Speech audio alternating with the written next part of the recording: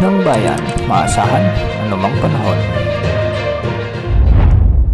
Magandang araw po sa ating lahat. Ngayon ay araw ng Biyernes, June 13, 2025 at narito na ang pinakauling update sa magiging lagay ng ating panahon. Nalusaw na ang bagyong Auring na nabuo kagabi at ngayon ay isa na lamang itong remnant low. Ibig sabihin nito, wala na itong sirkulasyon at hindi na ito nakakaapekto sa anumang bahagi ng ating bansa. Samantala, ang trough nito ay nakakaapekto pa rin sa may Batanes kaya magiging maulap ang mga kalangitan dito na may mga kalat-kalat na pagulan at thunderstorms. Posible ang banta ng mga pagbaha at pagguho ng lupa lalo na kung may mga katamtaman hanggang sa malalakas na pag-ulan. Samantala, southwest monsoon o habagat pa rin ang nagdadala ng maulap na kalangitan na may mga kalat-kalat ding pagulan at thunderstorms sa buong Ilocos Region kasama na ang Babuyan Island. Kaya ang mga lugar na ito ay pinapayong maghanda o mag-alerto sa banta ng pagbaha at pagguho ng lupa lalo na kung may mga katamtaman hanggang sa kung minsan ay malalakas na pag-ulan. Dahil nga sa patuloy na paghina ng habagat ay pumapasok muli ang mainit na easterlies. Ito yung hangin na mainit mula sa karagatang Pasipiko at ito yung magiging dominating weather system sa mga susunod na araw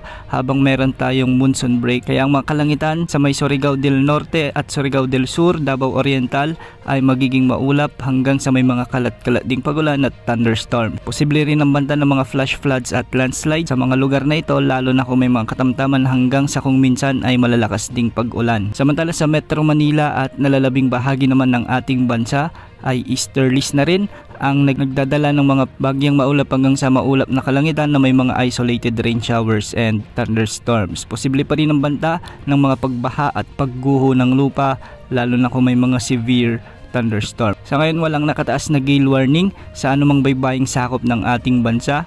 Ngunit ang mga pag-alon sa northern at western sections ng Northern Luzon ay posibleng umabot hanggang 3.1 meters. Ang mga baybayin naman sa nalalabing bahagi ng Luzon ay posible ang mga pag-alon hanggang 2.1 meters at sa baybayin ng Visayas at Mindanao ay posible ang mga pag-alon hanggang 1.2 meter. Sa kasalukuyan ay wala na tayong minomonitor na nagbabantang bagyo o LPA na posibleng pumasok sa ating area of responsibility sa susunod na 3 hanggang 5 araw. Yan ang update sa lagay ng panahon. Ito pang weather update ng bayan, maasahan anumang panahon.